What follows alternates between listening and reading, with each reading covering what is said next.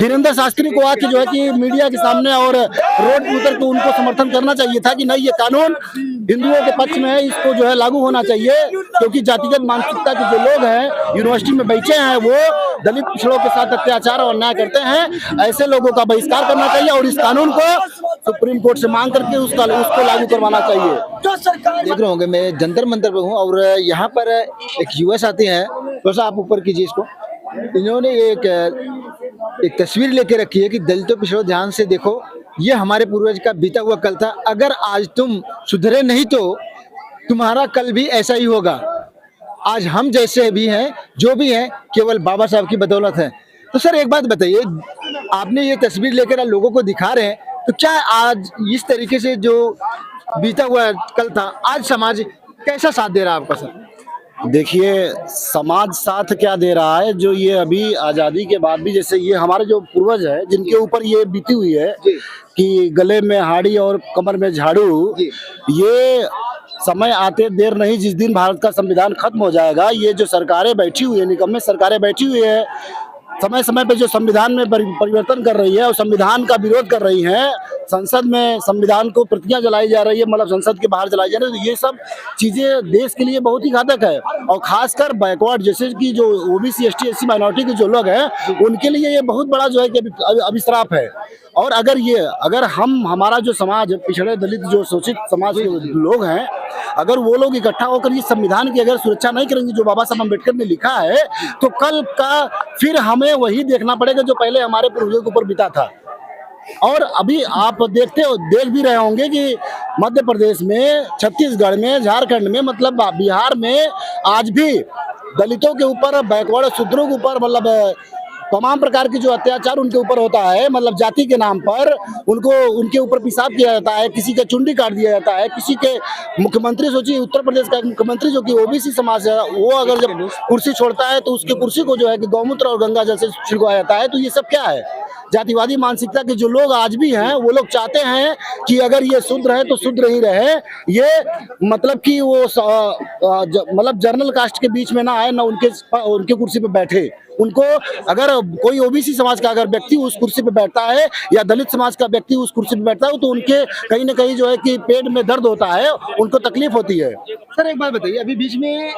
धीरेन्द्र शास्त्री जो है वो कह रहे थे कि जात पात की करो विदाई और हिंदू राष्ट्र बनाने की बात कर रहे थे। देखिए, ये सब जितने बड़े बड़े मतलब कि धार्मिक लोग हैं ना, ये लोग केवल अपना जो है कि धार्मिक अड्डा चलाने के लिए ये सब ऐसी बात करते हैं। अभी वो चलाए थे, तो मैं कह रहा हूँ कि जब आप कहते हैं कि सारे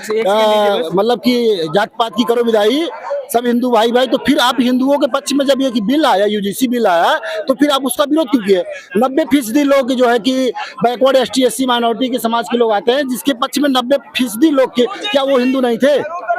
धीरेन्द्र शास्त्री को आके जो है कि मीडिया के सामने और रोड पर उतर के उनको समर्थन करना चाहिए था कि नहीं, ये कानून हिंदुओं के पक्ष में है, इसको जो है लागू होना चाहिए। क्योंकि जातिगत मानसिकता के जो लोग हैं यूनिवर्सिटी में बैठे हैं, वो दलित पिछड़ों के साथ अत्याचार और अन्याय करते हैं। ऐसे लोगों का बहिष्कार करना चाहिए और इस कानून को सुप्रीम कोर्ट से मांग करके उसको लागू करवाना चाहिए। जो सरकार बताइए, आपने देखा में मैटर बताया था जो कि एक दलित राजस्थान में मटके से पानी जब पीता है उसको मारा जाता है। मैंने पहले ही बताया कि जो दलित समाज के लोग हैं, जो गरीब तबके के वर्ग लोग हैं, चाहे पिछड़े समाज के हों, उनके साथ जातिगत मानसिकता के लोग आज भी अत्याचार कर रहे हैं। अभी आप मेरठ में देख लीजिए, लोग बांग्लादेश की आवाज हिंदुओं की बात करते हैं, जो अपने उत्तर प्रदेश और भारत में जो हिंदुओं के साथ अत्याचार हो रहा है, अन्याय हो रहा है, दलितों के साथ अत्याचार हो रहा है, उस पर कोई गोदी मीडिया आवाज नहीं उठाती है। मैं ऐसे गोदी मीडिया का बहिष्कार करता हूं और ऐसे सरकार का बहिष्कार करता हूं जो अपने देश में अपने पिछड़ों और दलितों के साथ अत्याचार होता है, आवाज नहीं उठाती है और बांग्लादेश की बात करती है। मैं ऐसे जो है सरकार, निकम्मी सरकार का मैं विरोध करता हूँ। नमस्कार,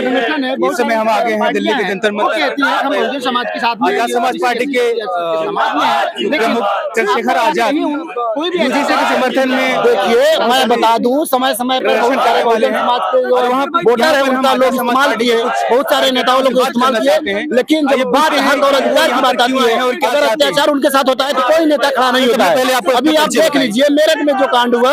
वहाँ पर लोग जाके उनके घर पे सहयोग दे रहे हैं, उनको न्याय दिलाने का कोई बात नहीं कर रहे। एक अकेला भाई चंद्रशेखर जब वहाँ पर जाते हैं, उसके बाद पीछे से सब लोग टीआरपी बटोरने के लिए लोग पीछे पीछे जाते हैं। लेकिन भाई चंद्रशेखर आजाद जी के एक ऐसे नेतृत्व करता है बहुजन समाज के, जो हमेशा से अपने दलित पिछड़ों और माइनॉरिटी समाज के पक्ष में हमेशा खड़े रहते हैं। अत्याचार होता है तो उनको न्याय दिलाने का काम करते हैं। हम लोग आज तो एक बात ये बताइए सर, चंद्रशेखर आजाद जी जिस तरीके से संसद लेके सड़क ये जो आज भीड़ आप तक जो लोगों की देख बात रहे हैं उठा रहे हैं, मुद्दा उठा रहे हैं, दूर-दूर क्या से आपको चल लगता है करके आई कि हुई है। 2027 में और चंद्रशेखर आजाद जी मेन मांग क्या है देखिए, आपकी सरकार से, क्योंकि जैसे आप आप सभी जानते जिस हैं प्रकार कि से सुप्रीम भाई कोर्ट का जो ने संघर्ष है, समय बदलते देर नहीं लगता। जिस दिन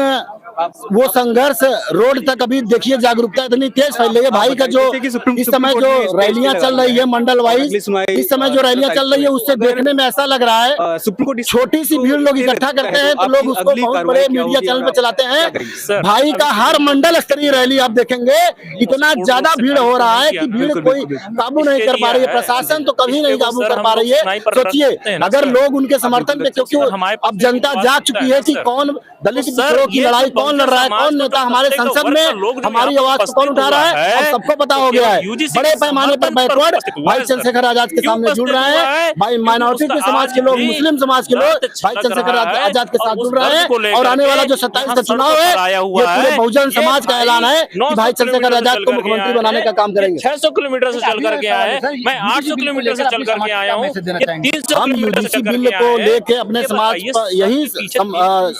देना चाहते हैं कि आप जहां भी हो, जैसे भी हो, यूजीसी बिल का समर्थन करें और इसको लागू करवाने का पूरा समर्थन करें। क्योंकि अगर ये बिल अगर आज हम लोगों का ये नहीं लागू होता है तो अभी तो की मांग करना चाहते पिछले 5 सालों में 118% जो केसेस बढ़े हैं ना, आने वाले समय में ये 500 जो है कि परसेंटेज केस बढ़ेगा और ये हमारे समाज के लिए बहुत ही निंदनीय होगा। इस समर्थन का मतलब बिल लागू होना चाहिए ना सर, यूजीसी बिल लागू होना चाहिए ना सर, क्यों लागू होना चाहिए?